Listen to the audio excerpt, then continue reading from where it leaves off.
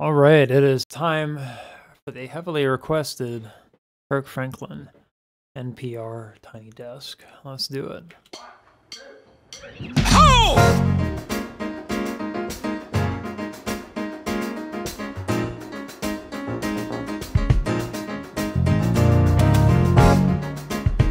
This sort of reminds me of like Bootsy Collins, you know, not exactly the same, but like the the start and the kind of the funky bits.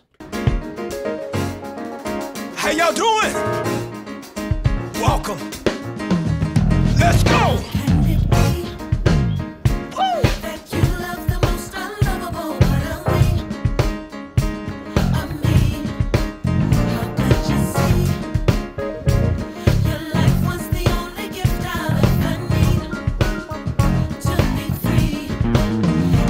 This is interesting because, as far like what I know about Kirk Franklin is that he, primarily did, he worked with like Tim Element, Leandria Johnson, and all that, and so it's interesting to hear, the difference in how he wants to conduct people when they're doing gospel versus like in this setting. Because in this setting,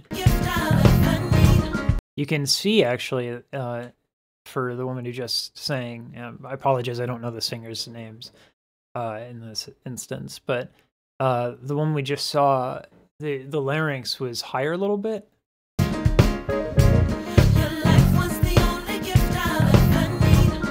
And then this little thing that the jaw jutting forward is usually like people think it's a bad thing.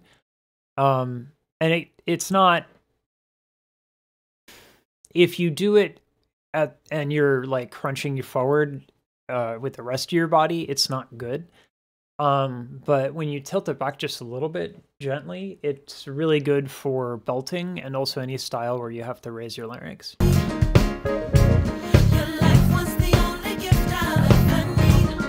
See what I mean? Like her chin is just up a little bit. It's just a little bit.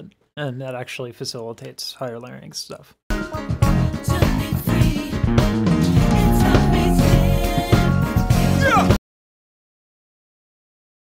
I got some crazy dogs. Yeah.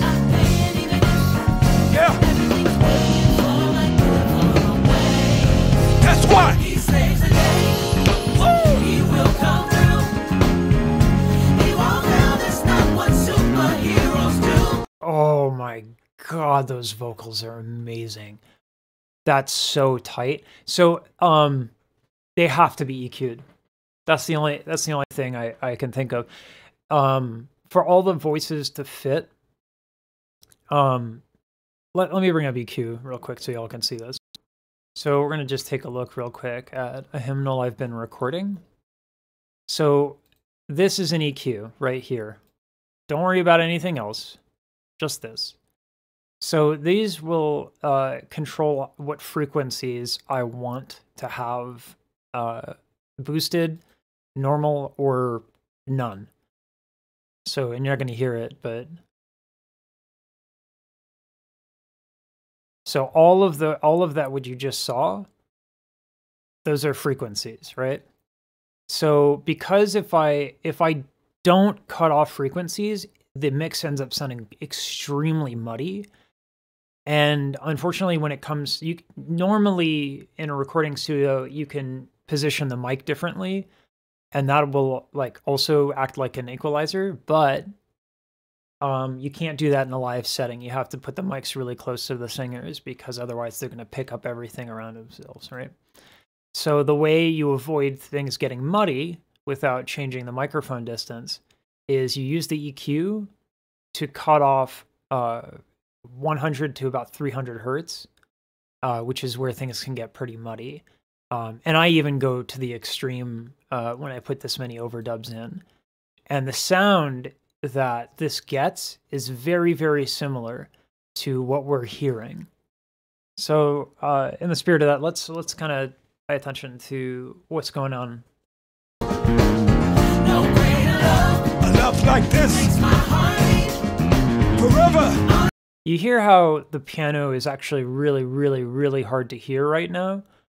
That's because whoever was mixing this in post, or I think this sounds like post-production, it's way too clean. Obviously, like I'm saying, they did it live, they recorded it live, but in post, they had it touched up by an engineer, which is normal. There's nothing scandalous about that. But listen to the bass. Enough like this. And then you have the snare, and then you have the kick. If the piano were in there, it would sound ridiculously muddy. So they basically have to almost gut the piano entirely in order for things to kind of make sense.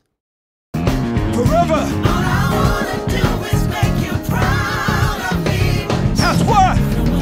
And then he has a lot in the mids. They leave that open for him.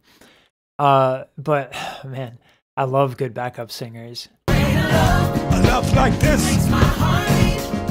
Forever. All I wanna do. Nasality is a beautiful thing when done right, which is why I wanted to come back to this moment. I love when nasality comes into play in a tasteful way. So enough like this. Forever. Right there. That's some nasally. Hi, dog.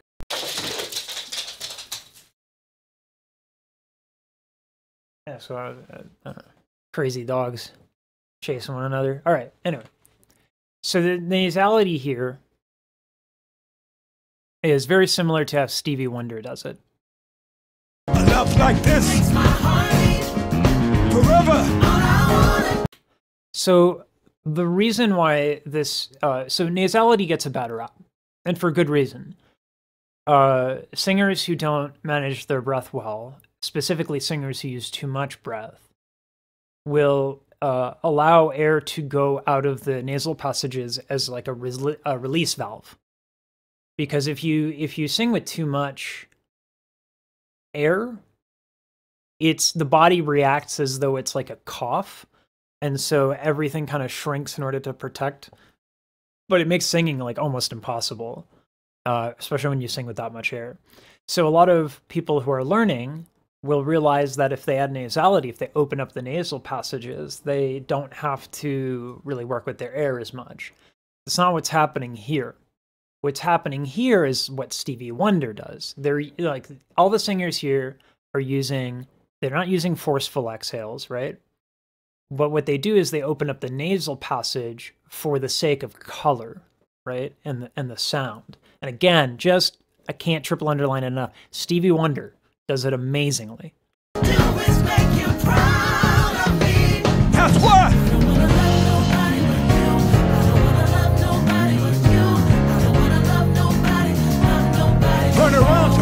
Turn around. Hey.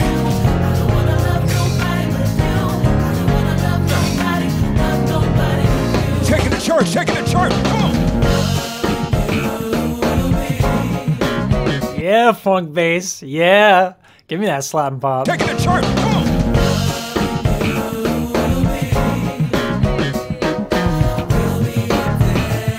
Put your hands together at the house. I see you.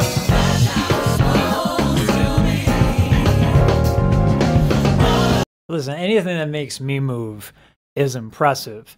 Because, like, let me just go over the list. Like, 1, my hips lie. 2, I'm so white that when I walk outdoors, I'm a traffic hazard because I blind everybody. I got moonburn. I mean, take your pick, right? I tried twerking once, hurt my mother. Don't want to talk about it. It was weird. So this is just so good. Kirk Franklin, there was when Honest Vocal Coach did an analysis of Kirk Franklin, she referenced how she didn't quite care for this sort of like interjection. Taking the church. Come on. But it's exactly like he just said. If he takes it to church, this is idiomatic of gospel, and it happens in a lot of different music. Again, I reference Bootsy Collins. Put your hands together at the house. I see you.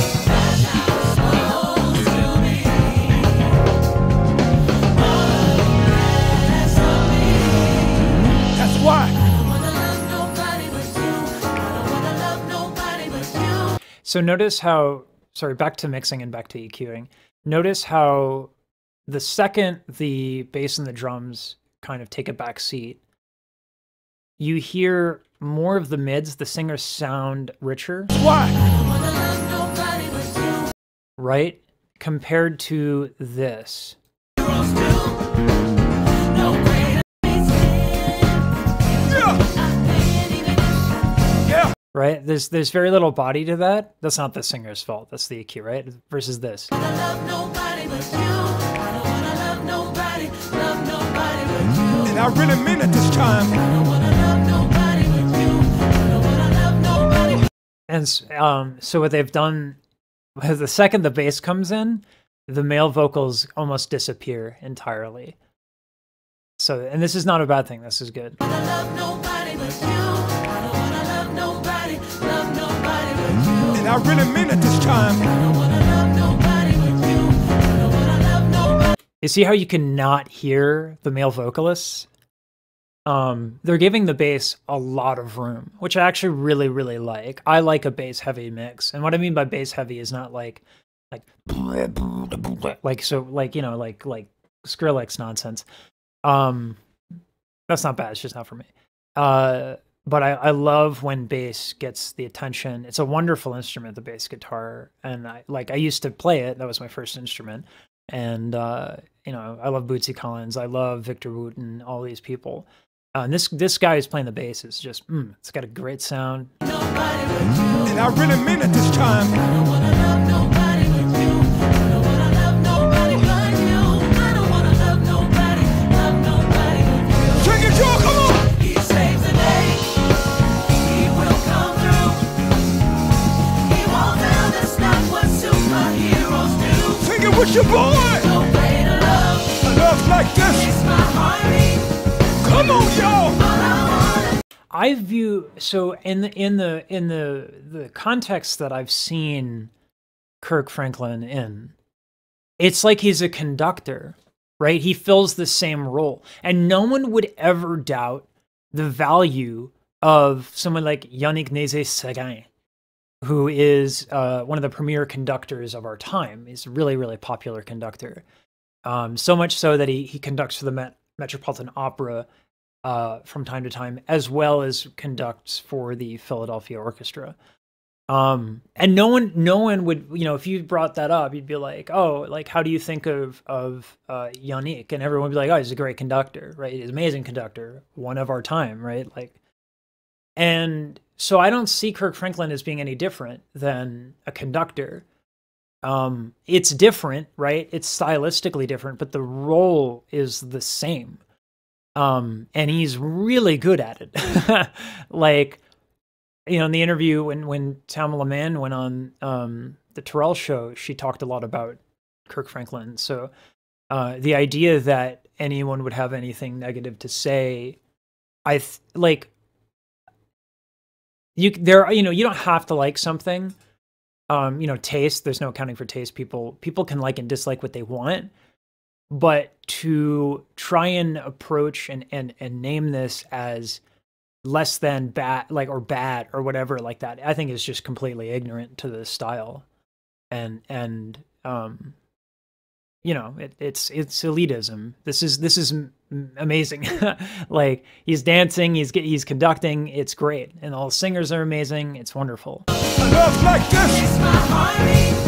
Come on, y'all! All I wanna do is make you proud. Sing it! He saves the day! He saved the day. Yes. He won't fail. That's not what superheroes do. No way to love. Makes my heartbeat. All right, I want to see that piano slide, because I have a feeling, I was like, what key is he in? He can't be in C. He can't be in the key of C. C is all white keys, right? And so he can't be just in C. Let me see this. Come on, y'all! All I wanna do is make you Yeah, no. Sing it! He Just saves playing the it day! flat. He saved the day. Oh man, I'm about to blow your mind if this is what I think it is. Sing it! He saves the day! He saved the day. I'm gonna slow it down real quick, because if it's what I think it is, this is incredible. So he hits all the black keys, and the second he gets to the octave, so he starts... Oh my goodness, that does not sound pleasant at all, does it? Come on.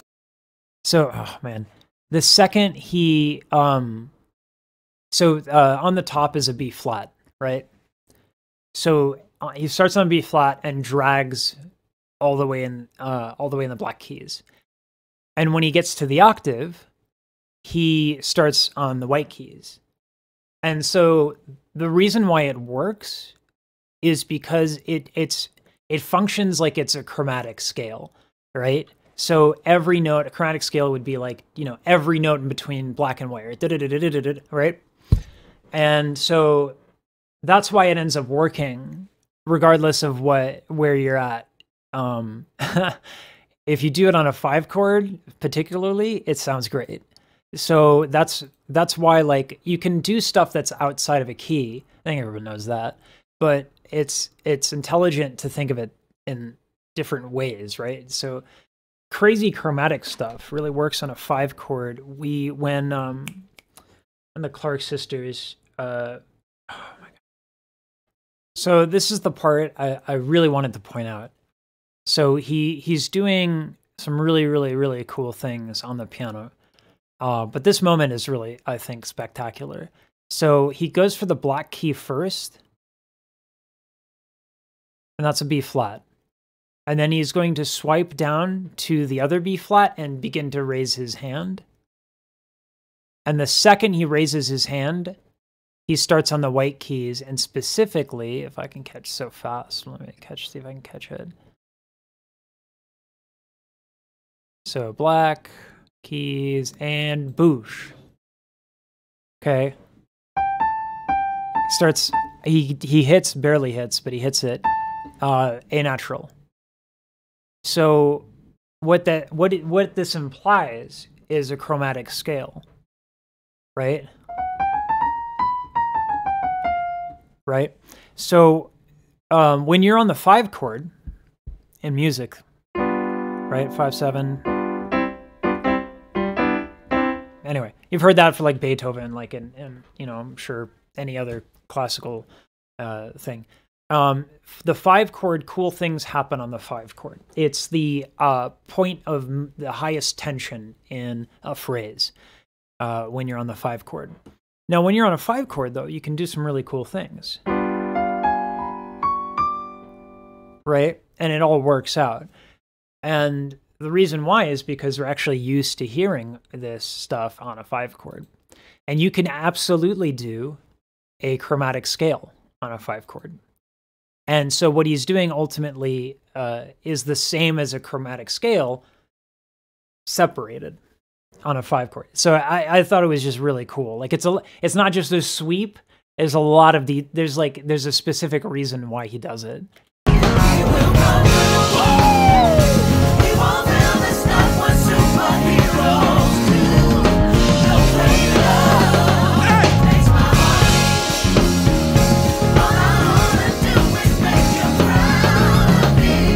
I love how like vocally centric, I don't even know if that's a term.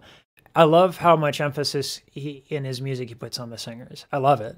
It's beautiful. That's why! So notice how the bass drops out and the male vocals come back in. I know I pointed it out before, but really listen for it. Sing it again, y'all.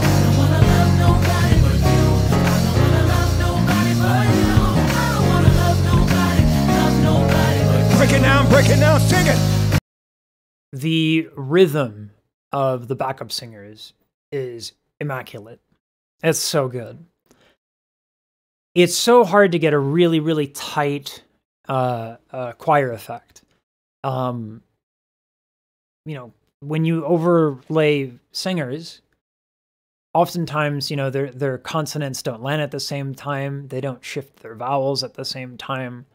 And it's very, very difficult to get a really tight sound. Most singers don't have the musicianship to do it. They ignore rhythm, they ignore other parts of music, but not here. Not here. Listen how tight everyone is on the same syllables and consonants. I don't wanna love nobody but you.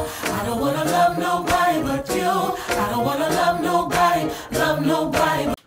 And from a composition point of view, this is also really cool as well. Listen to where the B is. I don't wanna love nobody but you. I don't wanna love nobody but. So a B in beatboxing, right? The only difference between a P and a B is that there's P is unvoiced, as in you don't use your voice, right? And then B is a voice consonant, right? So you use your voice to hit it. But functionally, that consonant works like a kick drum. Make it bounce, y'all. I don't wanna love nobody but you. I don't wanna love nobody but. So the B is happening on the same, at the same time the kick is happening. And so the syllables that are being chosen here are very, very intentional. I don't wanna love nobody but you. Singers, singers, singers, singers. I don't wanna love nobody but you. I don't wanna love nobody but you. I don't wanna love nobody but you. Show 'em the move, show 'em the move. I don't wanna love nobody but you. I don't wanna love nobody but you. That's pretty inclusive. That's a good thing to do for the hearing impaired.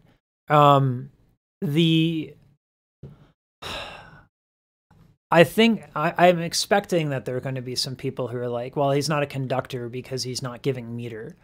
Because when conductors conduct, they usually conduct the time signature with one hand and direct phrasing with the other.